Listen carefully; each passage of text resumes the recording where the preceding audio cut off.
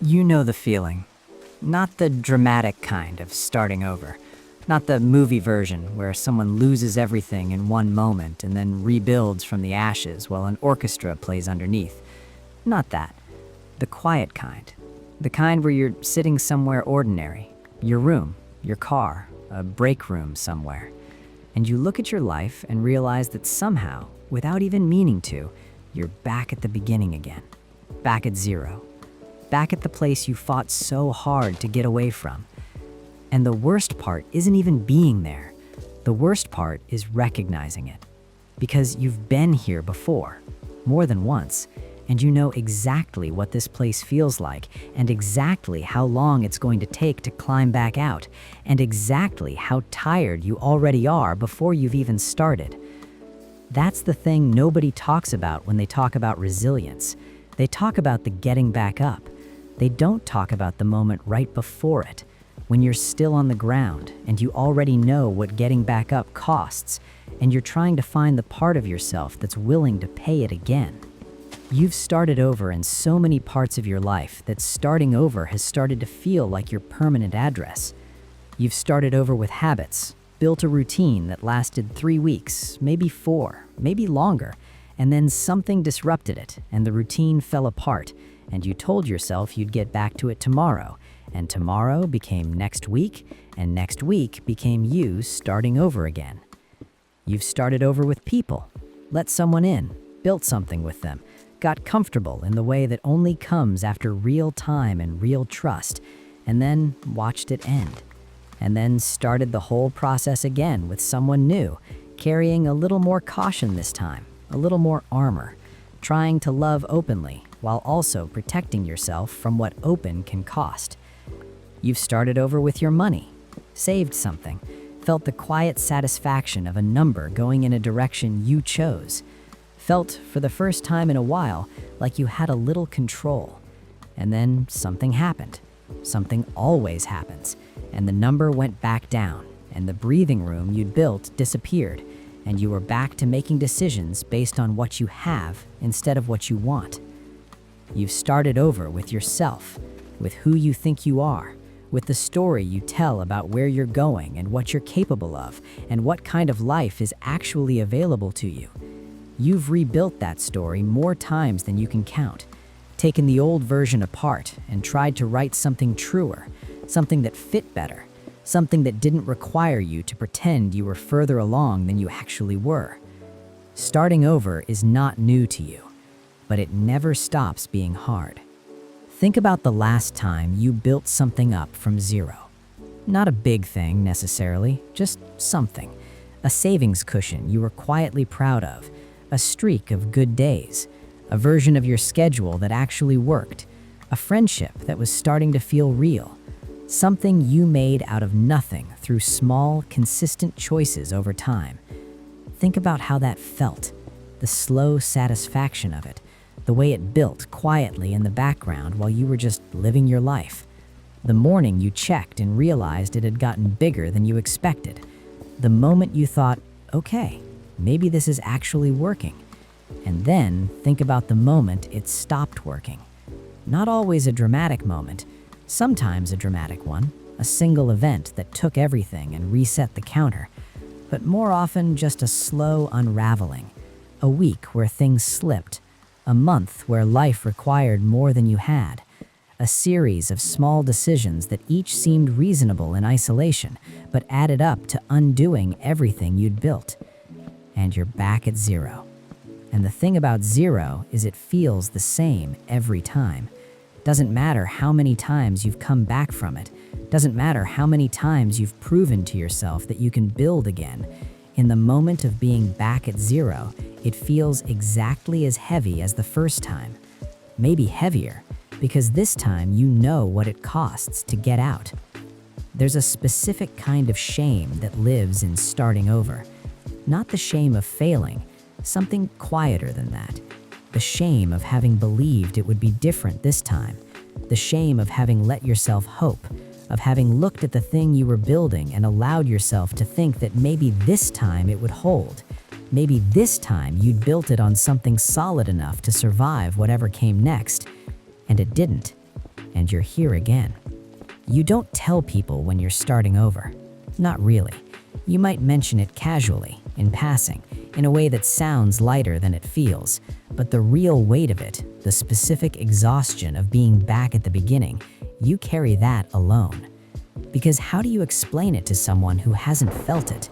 How do you explain that it's not the zero itself that's devastating? It's the distance. Looking at where you were and knowing that everything between here and there has to be rebuilt. Knowing the timeline, knowing the patience it requires, knowing you've done this before and it still didn't stick. How do you explain that the hardest part of starting over is believing it's worth starting? Nobody tells you when you're young that life is going to require you to rebuild things multiple times. They tell you to work hard. They tell you to save money. They tell you to make good choices and be responsible and plan for the future. What they don't tell you is that even when you do all of those things, sometimes everything still goes sideways. Sometimes the plan meets reality and reality wins. Sometimes something happens that you couldn't have anticipated and the whole structure comes down, and you have to build again. Not because you did something wrong, not because you weren't careful enough, not because you made a mistake that a smarter, more disciplined person wouldn't have made, just because that's how life works sometimes. Things fall. Things have to be rebuilt. The financial version of this is one of the least talked about experiences a person can have, because money already carries enough shame without adding the shame of having to start over with it. You saved, then you had to spend it. You paid off a card, then something went on it. You built a cushion, then the cushion got used for the exact thing a cushion is supposed to be used for, and now there's no cushion, and you have to build it back. This is normal. This is not failure. This is what money does in a real life. It moves, sometimes toward you, sometimes away. The skill is not in keeping it perfectly still. The skill is in knowing how to get it moving in the right direction again. But knowing that doesn't make standing at zero feel any better. Because you're tired. Not lazy, not unmotivated, not someone who doesn't care. Just tired in the specific way that comes from caring a lot and working hard and still finding yourself back at the beginning. And somewhere underneath the tired is a voice that asks the question you don't want to hear. What if this is just how it always goes for you? That voice is the most dangerous thing in the room, not because it's right, but because when you're exhausted and you're at zero and the distance between here and where you want to be feels impossible, that voice sounds like the truth. It isn't, but it sounds like it. Here's what actually happens when you keep starting over. And this is the part that nobody sees from the outside, the part that doesn't make it into the story people tell afterward when they're further along and looking back at where they came from. Every time you rebuild faster. Not because the circumstances are easier, not because you have more to work with, but because you know the path now. You've walked it before. You know which parts are longer than they look, and which parts move faster than you expected. You know where to put your energy first and where to be patient. You know the difference between progress that's real and progress that just feels good. The first time you built something from zero, you were figuring everything out as you went.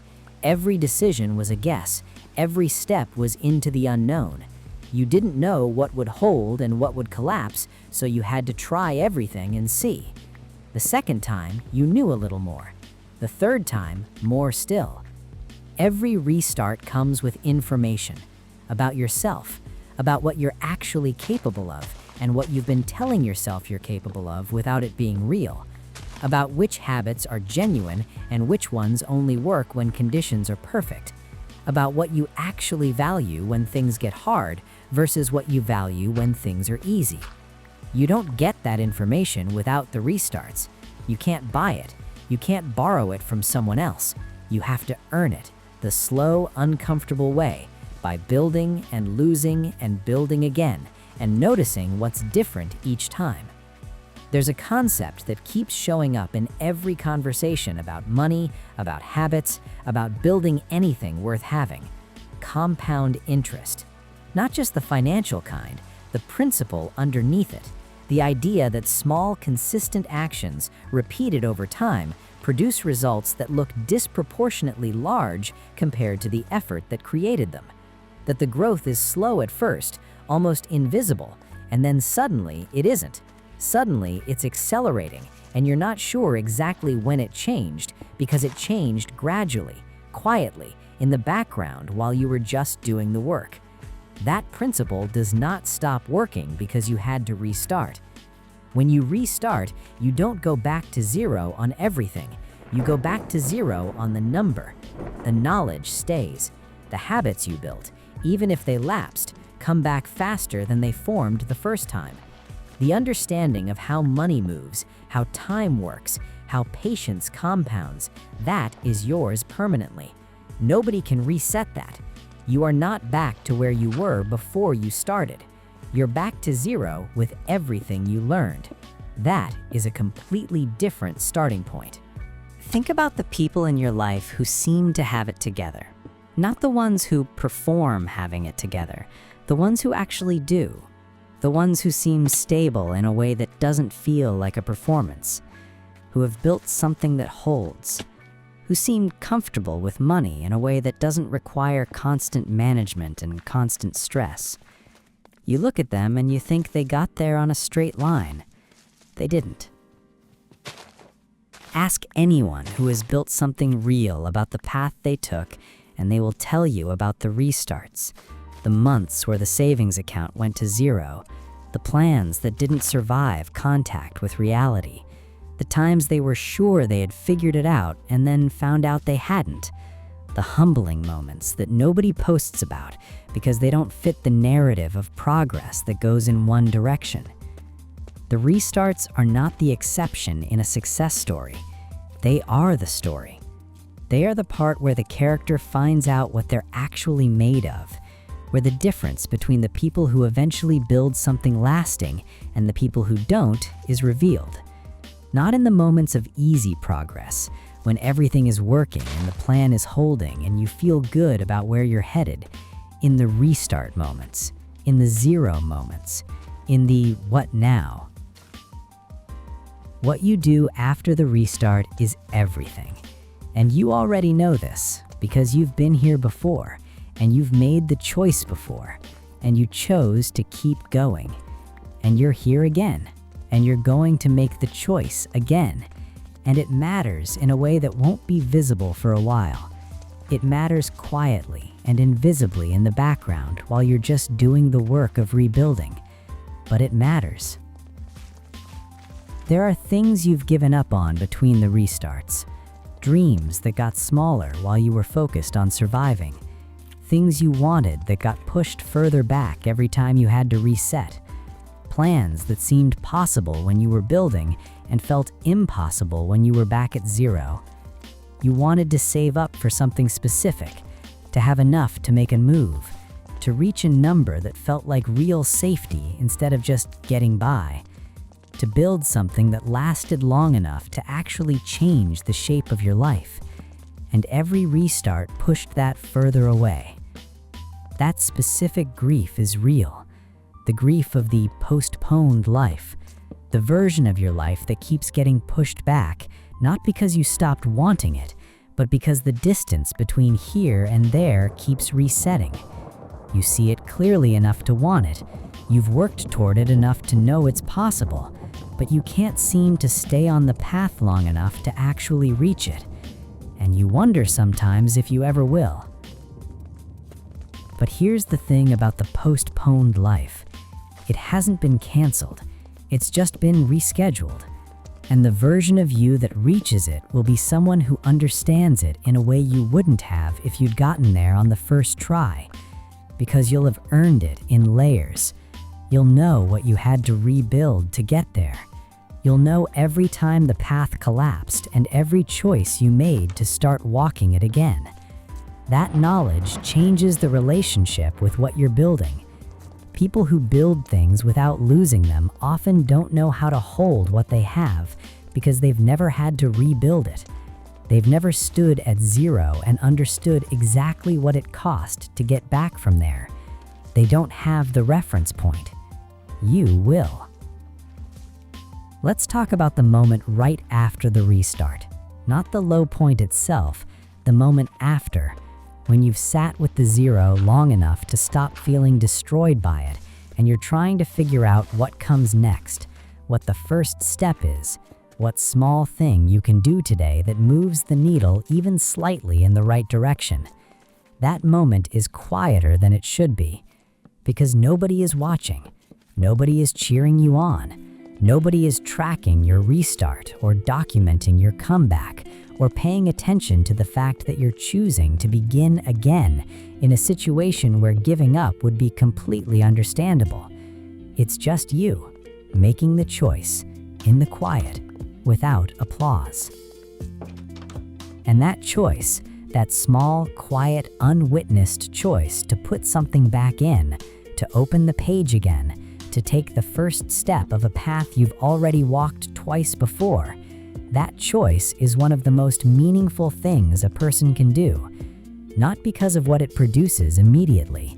The immediate result is small, almost invisible.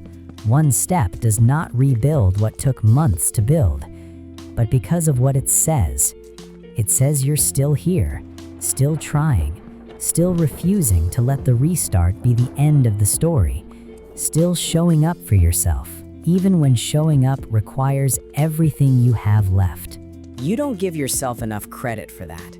You frame the restart as a failure, and the beginning again as the bare minimum, like getting back up is just what you're supposed to do, not something that requires real strength in real circumstances. But it requires enormous strength. The people who stay down are not weak. They're just out of that specific fuel.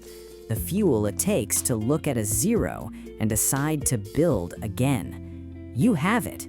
You've always had it, even when you were sure you didn't. That's worth something. That's worth a lot.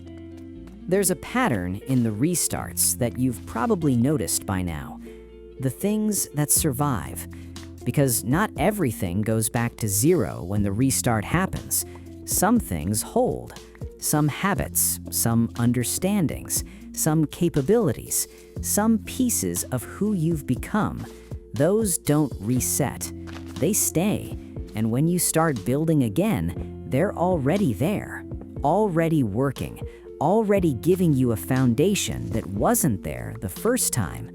You're smarter about money than you were 2 years ago, not because everything went perfectly, because some of it went wrong and you learned from it, because you've seen what happens when you ignore certain things and what happens when you pay attention to them, because real experience, including the experience of things not working, teaches in a way that information alone never can. You know your own patterns now, the ways you tend to slip, the situations that make the careful thing harder to choose, the moments where you're most likely to make a decision you'll regret. That self-knowledge is valuable in a way that can't be measured, because knowing where you're vulnerable is the first step to not being taken down by it. And the restart didn't take that from you. The restart is actually what gave you some of it, because you only know where the weak points are, because you've watched things fall through them. You only know what doesn't hold because you've seen it not hold. The restart was information, expensive information, uncomfortable information, information you probably would have preferred not to need, but information that will make the next build different from all the ones before. You've probably said some version of this to yourself at some point. I'm so tired of starting over. And you meant it, every word of it. Because starting over is exhausting, not physically, though it can be that too, but emotionally. The weight of rebuilding something you've already built, the patience required to go through the slow part again when you've already been through the slow part before, the discipline to make the unsexy choices, the boring choices, the choices that produce results you won't see for months when you just want to be past this already. That exhaustion is real. Let it be real. Don't try to reframe it into something it isn't. Don't put a positive spin on it that flattens what it actually costs. It costs a lot. You have paid the cost more times than most people will ever know. And you are still here, still choosing the boring choice, still putting something away even when it's not much, still making the plan even though you've made the plan before and watched it fall apart, still believing somewhere underneath the tired that this time something can hold. That belief, that stubborn, battered, still somehow present belief, that is not naivety. That is the single most important thing you have. Here's something true about the way money works that almost nobody tells you. The math doesn't care about your story. It doesn't care how many times you've started over. It doesn't care how many times you've been at zero. It doesn't factor in your history or your circumstances or all the things that made the path harder for you than it was for someone else. The math just works. Put something in consistently. Leave it long enough. The math does its job. That sounds cold, and in some ways it is. The math has no sympathy. It doesn't make exceptions. It doesn't care whether you deserve a break, or whether you've worked harder than other people, or whether the system made things unfair. But it also doesn't hold the restarts against you. Every day you start again is a day the math starts working in your favor. It doesn't subtract points for the time you were at zero. It doesn't penalize you for the restarts. It just picks up where you are and starts working from there. Which means right now, today, from this exact starting point, the math is available to you. The same math that works for the people who never had to restart, just starting from here instead of there. And from here is fine. Here is a starting point, an honest one, without pretense, without the performance of being further along than you are, just where you actually are, with what you actually have, making the choice to put the math to work from this specific moment. That's enough to build from. It always was. Think about the version of yourself 5 years from now. Not the version where everything went perfectly, not the idealized version, just the realistic one. The version that got there through the actual path, with the actual restarts, with all the imperfect choices and necessary pivots and moments where things didn't hold. That version looks back at this moment, at you, here, choosing to start again. And what do you think they feel? Not pity, not frustration, not the wish that you had done things differently or started sooner, or avoided the things that sent you back to zero. Gratitude for the choice you made right here, in this moment, to not let the restart be the ending, to decide one more time that zero is a starting point and not a verdict. That version of you exists because of this moment, because you made the choice that nobody saw and nobody applauded and nobody was tracking, because you started over. There is a quiet dignity in starting over that the world does not celebrate. The world celebrates the arrival, the milestone, the number hit, the goal reached, the before and after story that fits into a caption. It celebrates the destination. It does not celebrate the person standing at zero choosing to begin. But that person is the whole story.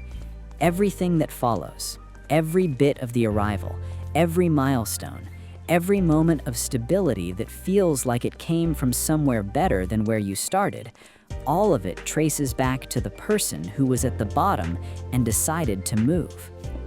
You are that person. Right now, in this specific moment, you are the part of the story that the arrival depends on. And even though it doesn't feel significant, even though it feels like just getting back to where you were before, even though the zero feels like the most boring possible place to be standing, you are doing the thing, the actual thing, the thing everything else is built on. One day, not dramatically, not with fanfare, just ordinarily, you'll realize something has shifted.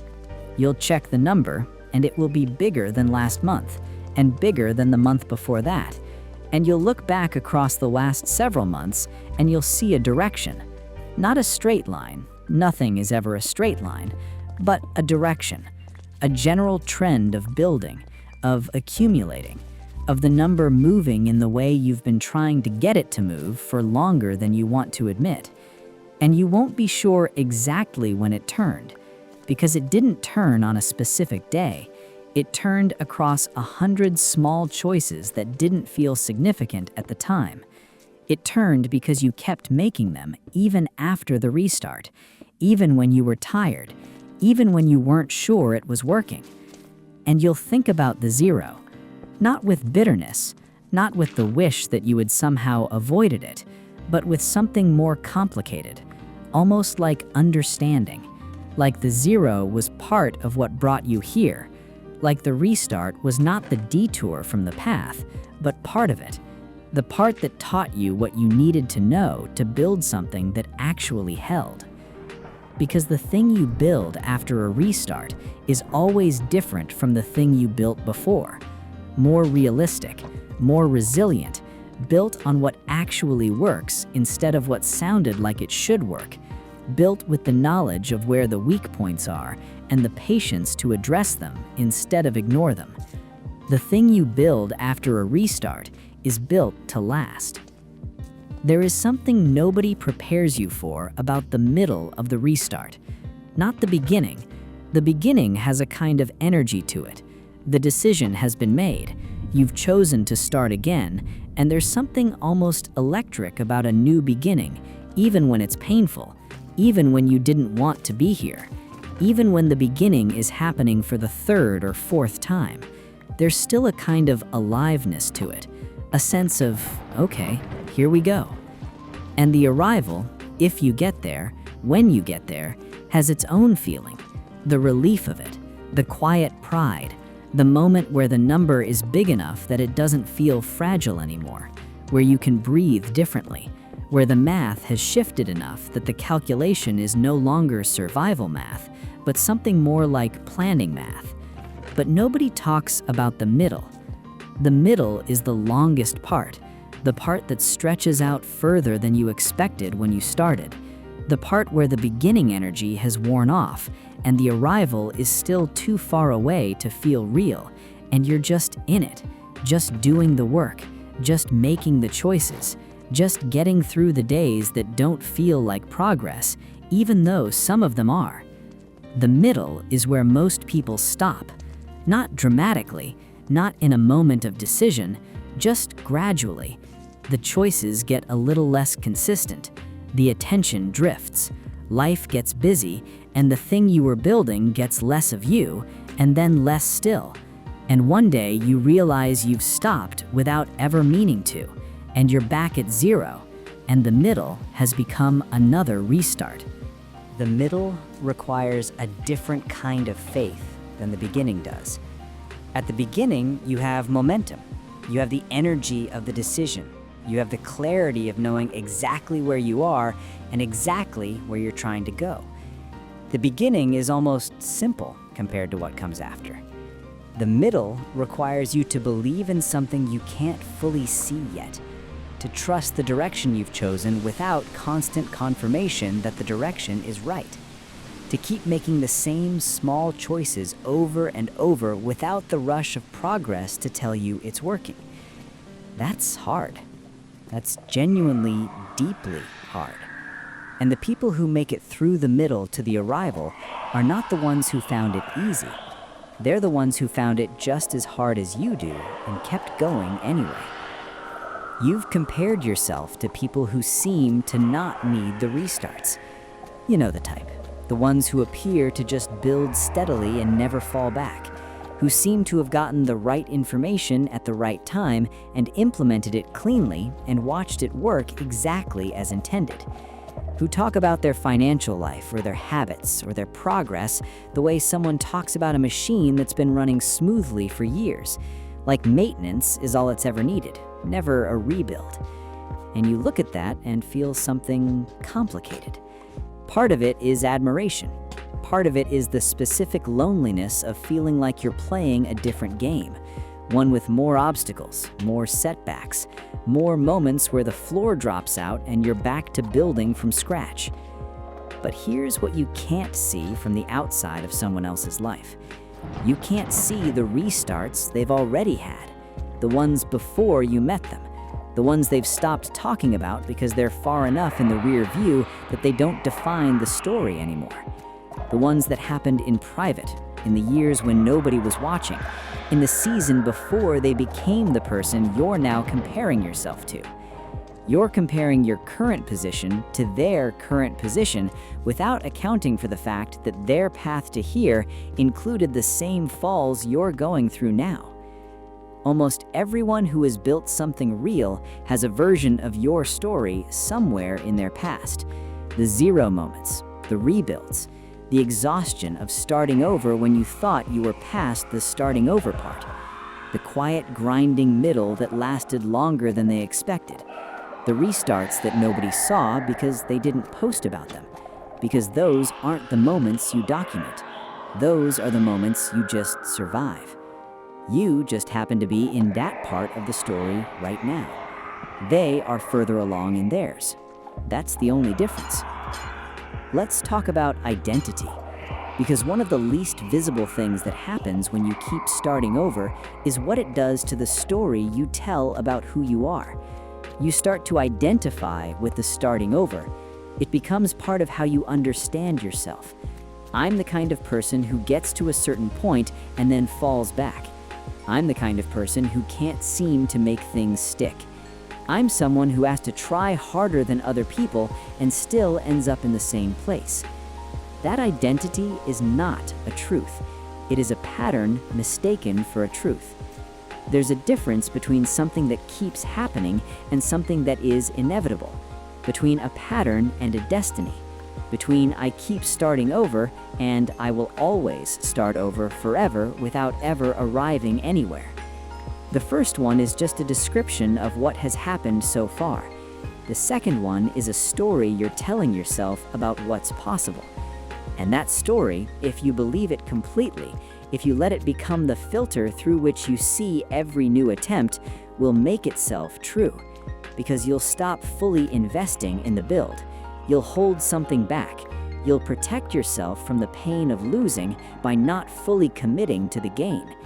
And then when things slip, as they sometimes do for everyone, you'll say, "See? I knew it. This is just who I am." But it isn't. Who you are is someone who keeps going.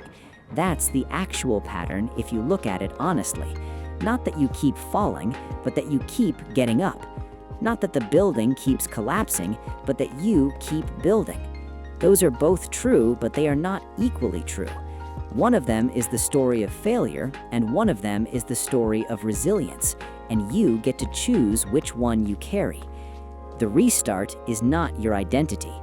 The getting back up is. Something shifts when you stop waiting to feel ready. You've been waiting, maybe for longer than you realize. Waiting to feel stable enough to make a move.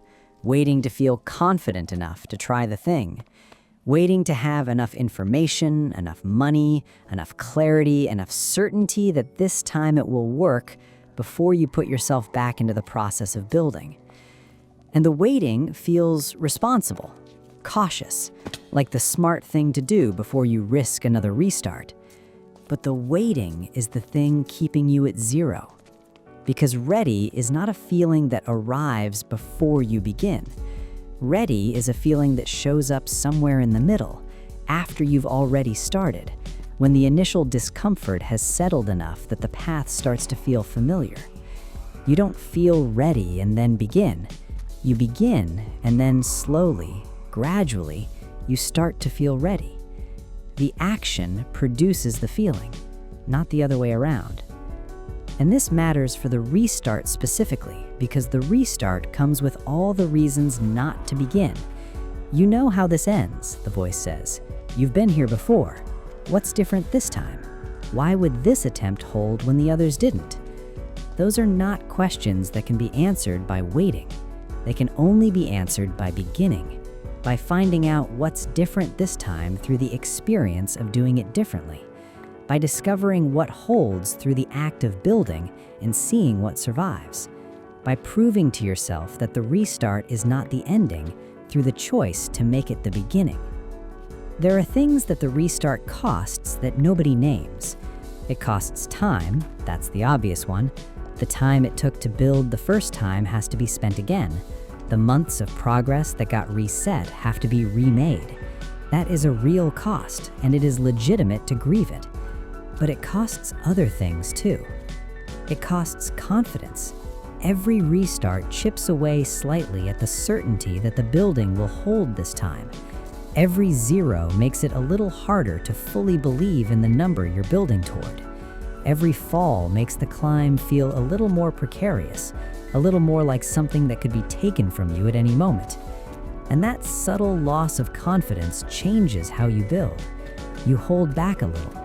You protect yourself a little. You don't fully commit to the process, because full commitment means full exposure to the loss if things fall again. That protection makes sense emotionally, but it also slows the building.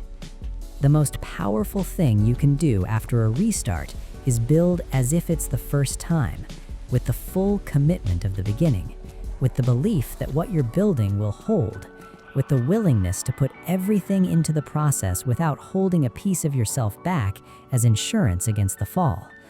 Not because the fall can't happen again. It can, it might. But because building with full commitment produces different results than building with one eye always on the exit. Because the quality of what you create when you're fully in it is different from what you create when you're half protecting yourself from losing it. Full commitment is not naivety. It's the only thing that actually builds something that lasts. Think about what you've survived that had nothing to do with money.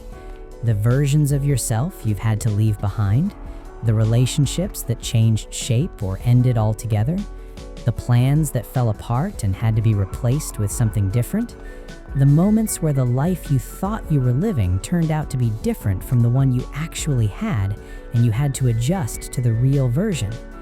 You've been rebuilding your entire life, not just financially, not just in one area, across everything simultaneously. And you're still here. That is not a small thing. That is the kind of resilience that most people don't develop because most people don't get tested the way you've been tested. They get a smoother path, a more forgiving set of circumstances, more support when things get hard, more margin for error when mistakes are made. You've been doing this with less margin, with less support, with a path that required more restarts than you wanted and more patience than you thought you had. And you are still here, still choosing, still building. The version of you that exists at the other end of all of this, the version that is finally stable, finally past the restarts, finally in the phase of maintaining something instead of constantly rebuilding it, that version is going to be extraordinary. Not because they got lucky, not because things got easier, but because of what they built on, because of the foundation underneath the stability. Because every restart you survived is now part of the bedrock. Every zero you climbed back from is now load-bearing.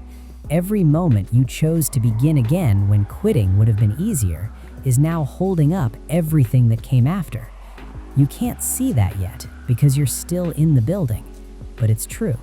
Let's talk about the people who have given up.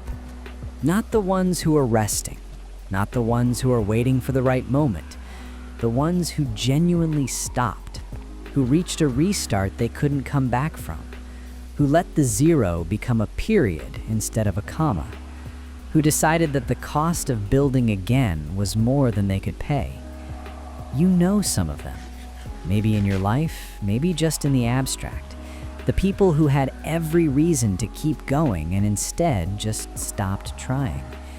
And you look at them sometimes and feel something complicated, because you understand the impulse.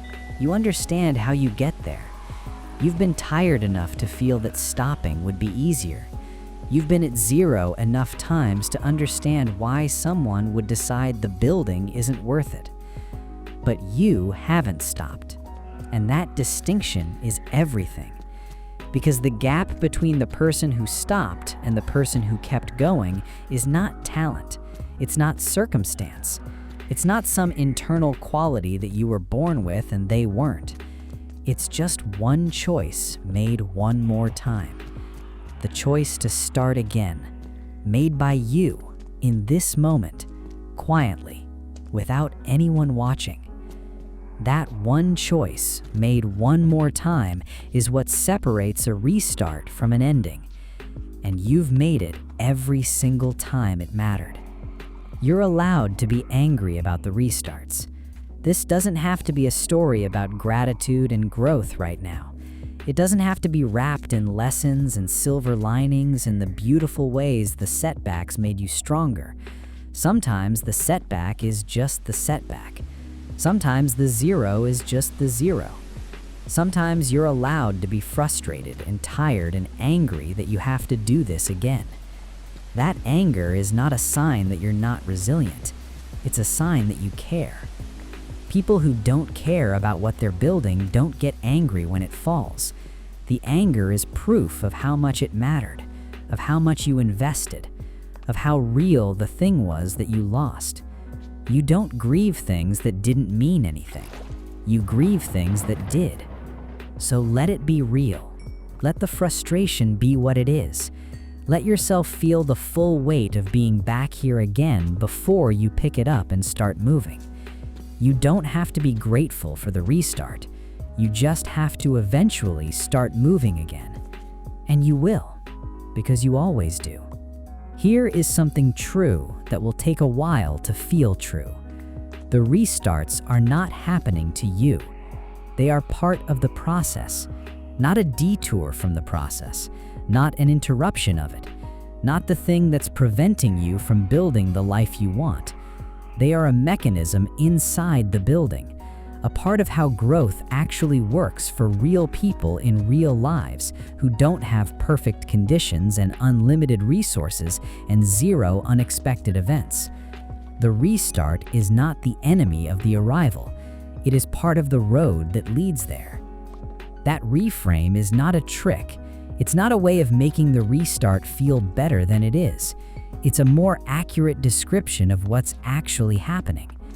Because the person who arrives at financial stability, at the thing they've been working toward, at the version of their life that finally holds, that person does not have a story without restarts.